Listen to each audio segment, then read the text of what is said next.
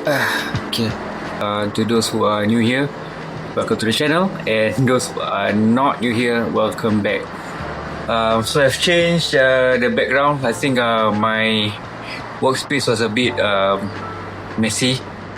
So I've chose my living room, which looks a bit more presentable, I guess. But I'm not sure you have yet to think of a proper shooting location. Hell, I might even shoot outdoors lah. So today we're gonna talk about something that you guys often ask me, regardless in Instagram, TikTok, or even in person. You're in bedside, and how do you transition out of bedside nursing? Okay, so a couple of things that we need to cover here. Okay, so that's why I have my notes with me. I guess first of all, we need to understand why nurses leave bedside nursing. As a young nurse back then, there were already people like leaving nursing altogether. I didn't understand why, because we have worked so hard to attain the knowledge, the nursing cert lah, most importantly. So why throw it all away, right? But now in my adulthood, I came to realize that there were more important things that mattered more lah. As for example, your family, your kids. And while nursing is, I believe nursing is dear and precious to these people, but unfortunately, family comes first, and because of the working hours, the shifts that were not really working for them, they had to leave nursing for this. But now, fast forward 2025, I think there are more options for non-bedside nursing roles. There are office hours. Worst come to worst, 2 shifts. You don't have to do night shifts. With 2 shifts, your routine is a bit more controlled lah. I guess you can move things around to make things work for your day-to-day stuff. So that's the first thing. Most people leave bedside care is probably due to the unpredictable shift patterns lah. Okay, PA, night, morning, night. Yeah, that kind of thing lah. So with unpredictable shifts, it's very hard to schedule your family routine. It's worse if your spouse or partner is also working shifts, and it's more challenging if you have kids. And some people leave nursing because of the physical demands, burnout. Some people don't find passionate about bedside care anymore. They want to pursue other aspects of healthcare nursing roles.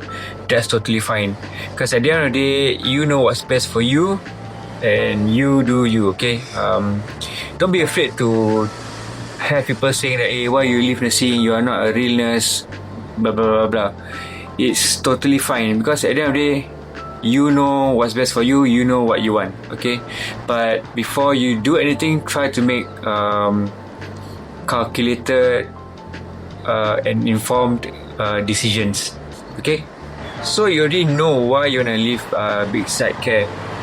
And now the more challenging part is, how do you find these roles, non-bedside roles? Okay, there's no specific way on how to find these roles. So for me, I found my role through a simple job search in JobStreet. Most of my roles I found it there. Some I found it in LinkedIn. And I think the crucial thing here is using the right keywords when you are searching for these roles. So for example, instead of typing staff nurse, enroll nurse, senior staff nurse, nurse manager, try to key in something more generic. Things like healthcare, clinical, and you can also pair up these keywords lah. Nurse, healthcare, clinical nurse, or if there's a specific area you want to pursue, you can key in school nurse, occupational health nurse. Yeah, so all these results will come out. And when all these results come out, especially LinkedIn, because in LinkedIn, I feel, because I think the algorithm and the machine learning works better there. Because after you find a specific role, they will recommend you other similar roles. That's good for browsing the market, doing your window shopping lah. But the downside about LinkedIn is they don't tell you the salary range, but that's fine. So once you have found that role, you can probably take the same keyword and plot it in a different job portal. Hopefully you are able to find the salary range for that role. Okay, so and then once you have found that role, you can also continue to work backwards. Okay, so you have found that role, and then when you scroll all the way down, you will see what are the prerequisites needed for that role. So essentially, you will probably need nursing cert. Some of them don't. Some of them just need you to have a nursing qualification. And then the next thing, they will probably ask level of education, whether is it a degree or a diploma would suffice. And sometimes they will probably ask you for like further certification, whether you have project management certification, your PMP, your Six Sigma certification. Because some of these roles, although they are healthcare, they require you to have all these certifications to further enhance in your role. Something like quality assurance, yeah, all these like corporate roles lah. Yeah, it's ideal to have them, but I feel it's not that important to have them. It's good to have, but not important to have them. Yeah, unless it is really stated in the role that it is a requirement, then I guess it's good to pursue that certification. All these certifications you can find them online. There are several educational institutes that offer these courses, but I think that's a different topic altogether lah. Okay, yeah. So after you have found a role, after you have ascertained what are the prerequisites needed for that role, the next thing you do is to update your CV if you're not updated it yet. Make sure your resume is up to date. Try to be as concise and succinct as possible in your resume. My advice is don't lump everything in your resume. Try to put in the current or latest work experience and the past few relatable work experience that could help you lock in that role that you're gonna apply for. Because I don't think everybody doesn't read everything, because you need to leave something for your interview. So because sometimes most of the time when you go for interview, so Yuri, tell us about yourself. Yeah, so in your mind, tell you about myself. Everything is in the resume, bro. What do I don't think I need to tell you. I don't think I have anything to tell you about myself.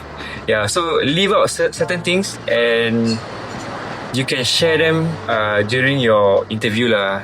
Yeah, so because by sharing something that you already know, that might help you get into the groove of the interview lah. Yeah, okay, this is my tactic lah, my preference, but it's all entirely up to you. Okay, essentially that's about it. First of all, know why you wanna leave bedside care. Okay, understand why you wanna leave. So the next thing, look around for the roles that you think that you might be interested in. Okay, there are a lot of non-bedside roles, okay, out there, and it's not really a one size fits all thing. There are many different kinds of roles in the corporate non-hospital world lah. So you have to take some time to look into all these roles. And once you have identified those roles, work backwards, see what are the credentials or requisites needed for that role, and if you don't have any of those, try to work towards it, and then update your resume and then submit. Okay, so after you submit, don't be disheartened if nobody gets back to you. It's all part of the job hunting process. Okay, so apply for several roles. Hopefully one or a handful of them reaches out to you for an interview, and take an opportunity to work on your interview skills. It's okay if you don't get offers, just continue to look for roles, look for things that you might be interested in, and then just follow the steps, and hopefully you land one soon. Okay. And before we part ways, I just want to say, at least for me, I feel when you leave bedside care, I don't think that makes you less of a nurse, neither that makes you not a real nurse of sort or whatever lah. Okay, so a nurse is a nurse, and a nurse can practice nursing in many other ways. Nurse can complement the healthcare system in many other ways apart from just bedside care. Okay, I don't think nurses would deny that they don't like bedside care. I think bedside care actually grooms us to be the kind of nurse that we are now, the kind of person that we are now. But unfortunately, our life circumstance, doing bedside care is sometimes not possible. So we have to find a career that fits our life, our responsibilities. Okay, so if you found this video helpful, drop a like, drop a comment if you have a question, and subscribe to this channel if you haven't. Okay, see you around.